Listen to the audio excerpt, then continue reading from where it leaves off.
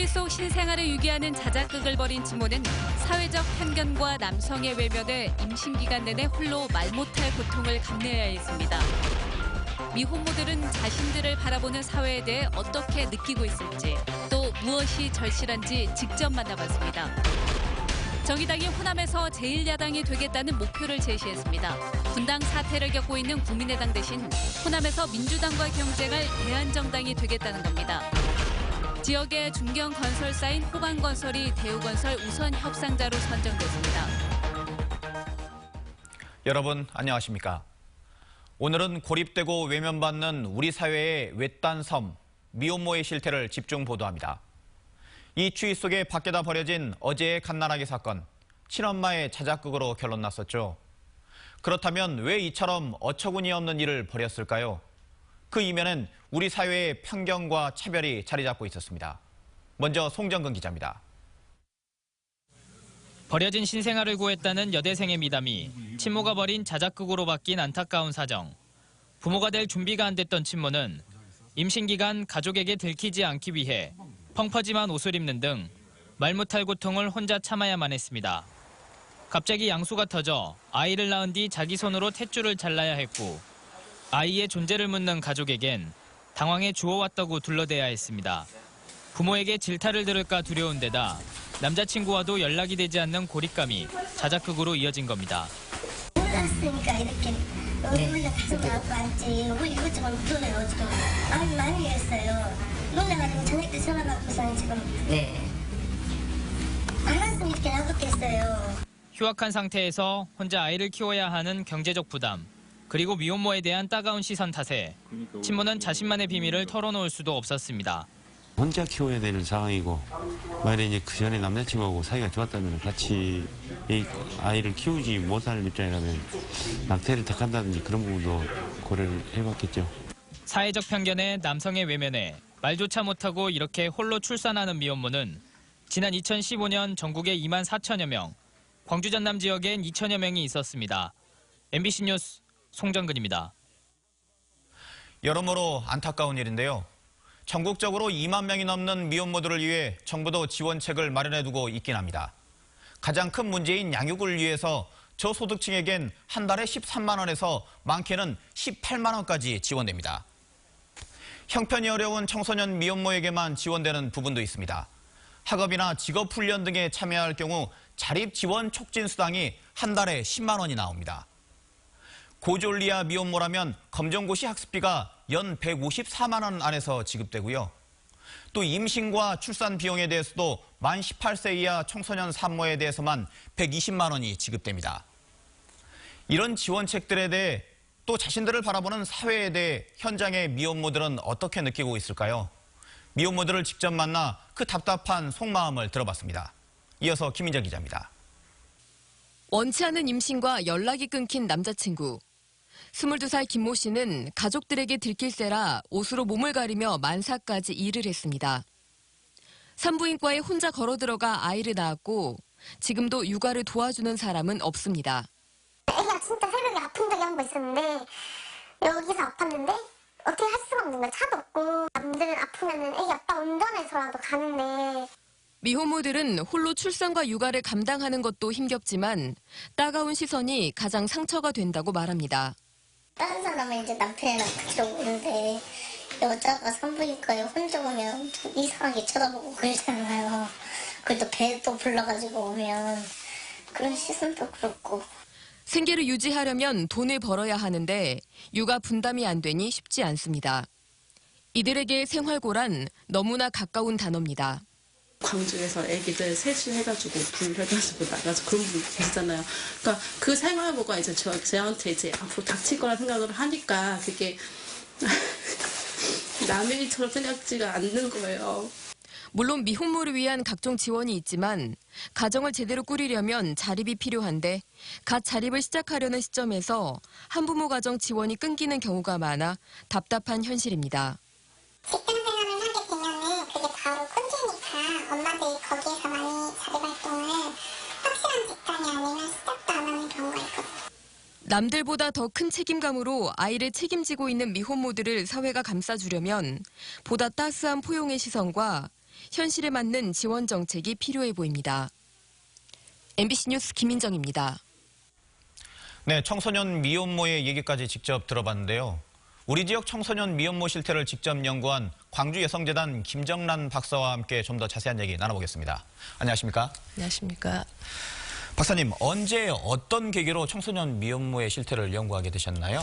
예, 저희 재단에서 2013년도에 한부모 가족에 관련된 연구를 했는데 그중에서 제가 청소년 미혼모에 관련된 부분들을 좀 특화시켜가지고 연구의 한 네네. 챕터로 수행을 하였습니다. 네. 박사님 보시기에 청소년 미혼모가 처한 가장 힘든 점 가운데 특징적인 부분이 있다면 어떤 부분일까요? 우선 저는 첫 번째로 학습권을 보장받지 못한다라고 하는 거를 좀 꼽고 싶습니다. 네네. 제가 만나봤던 청소년 미혼모 중에서 그 이야기를 한 것이 있는데 학교를 다니고 싶은데 학교에서 자퇴를 정용을 했습니다. 그래서 네네. 본인은 전학을 시켜달라고 그래도 교장 선생님께서 안 된다, 자퇴를 하라라고 해가지고 자퇴를 했던 경우가 있었는데요. 실제 우리 사회는 뭐 다 아시다시피 경제적 자립을 위해서는 학력이라고 하는 것이 매우 좀 중요한 사회인데 네네. 이들에게는 고등학교 이상의 학력도 나오지 못하다 보니까 사실은 아주 청소년 때부터 경제적으로 빈곤할 수밖에 없는 상황에 처하게 되는 것이죠. 예. 그래서 이들에게 그 정규 학교 코스가 아니면 좀 대안학교든 직업학교든 해서 고등학교 수준의 학교 졸업장은 받을 수 있도록 해주는 것이 저는 무엇보다 필요하다고 생각합니다. 네, 학습권 보장. 네. 네, 그 미혼모는 있지만 미혼부라는 말은 없지 않습니까? 그렇죠. 예, 이건 다시 말해서 여성에게 출산과 양육에 대한 책임을 전적으로 넘기는 게 아닌가 싶은데요. 어떠신가요? 실제 제가 이제 그때 인터뷰를 진행했던 과정 중에서 네네. 이야기를 이제 물어봤는데 대부분이 미혼부죠. 이제 그들에게 임신했다는 사실을 고지했는데 고지하는 순간부터 핸드폰 번호를 바꾸고 이사를 가고 군대를 가버리면서 연락이 두절이 돼버리는 경우들이 청소년 미혼모들의 공통된 특징이었습니다. 네네. 이제 그러다 보니까 그들은 학교도 못 다니게 되는 거고 그 옆에서 해줘야 되는 쉽게 말하면 아이 아빠도 없는 것이고 가족에게서도 쉽게 말하면 좀 버림받는 경우들이 생기면서 본인도 성인이 아닌데 또 다른 영유아를 돌봐야 되는 이중고를 경험하게 되는 경우가 사실은 매우 많았습니다. 네, 참 들어봐서 답답한데요. 그렇다면 앞으로 우리 사회나 주변에서 어떤 관심을 보여야 할까요? 조금 전에 말씀드렸던 학습권 보장의 문제도 있지만 또 하나는 이들에게는 사회적 고립감이 사실 무엇보다도 너무 컸습니다. 네네. 그래서 이들에게 우선은 가족들이 좀 아무리 마음에 들지 않더라도 네. 좀 따뜻하게 안아주는 것들이 필요할 것이고 또 옆에서 사회적으로 봤을 때 우리가 미혼모라고 하는 편견을 좀 없애고 받아들이고 함께 살고자 노력해주고 하는 그런 모습들이 좀 필요하다고 저는 생각을 합니다. 네, 관심과 배려. 미혼모가 처한 가슴 아픈 현실이 하루빨리 개선되길 기대해 봅니다. 오늘 말씀 고맙습니다. 감사합니다.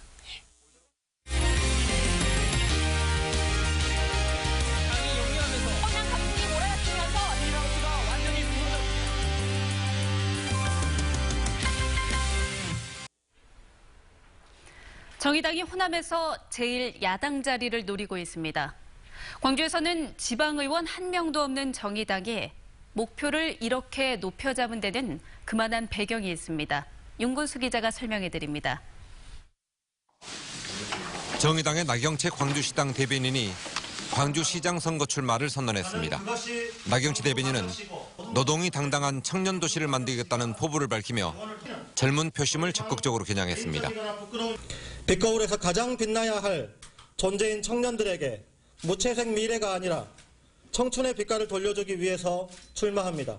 지방선거를 앞두고 정의당에서는 첫 번째인 출마 선언에 이정미 대표도 자리를 함께했습니다. 이 대표는 지방선거를 통해서 정의당이 호남에서 제1야당이 되겠다는 목표를 제시했습니다. 분당 사태를 겪고 있는 국민의당 대신에 호남에서 민주당과 경쟁할 대안정당이 되겠다는 취지입니다. 지난 총선 광주 시민의 정치적 선택은 틀리지 않았는데 신중히 골라잡은 도구가 알고 보니 불량품이었던 것입니다. 그렇다면 이제 그 도구를 새 도구로 갈아 끼워야 합니다. 기초의원 선거구 획정 과정에서 3인이나 4인 선거구를 늘리면 정의당 후보들의 당선 가능성이 높아질 거라는 기대도 깔려 있습니다. 이처럼 호남의 정치 지형이 달라지고 선거구 개편 가능성이 생기면서 정의당과 민중당 등 진보 정당에게 기회가 찾아온 것은 분명해 보입니다. 하지만 기회를 현실화하기 위해서는 참신한 인물들을 충분히 발굴해서 내놓아야 한다는 만만치 않은 숙제가 남아 있습니다. MBC 뉴스 윤문수입니다. 민주당이 기초단체장 후보도 전략 공천할 수 있도록 당원 당규를 개정함에 따라 광주 전남에서는 최대 4곳까지 전략 공천이 가능하게 됐습니다. 민주당이 오늘 최고위원회의에서 의결한 당원 당규 개정안에 따르면 광주는 1곳, 전남은 3곳까지 기초단체장 후보를 전략 공천할 수 있습니다.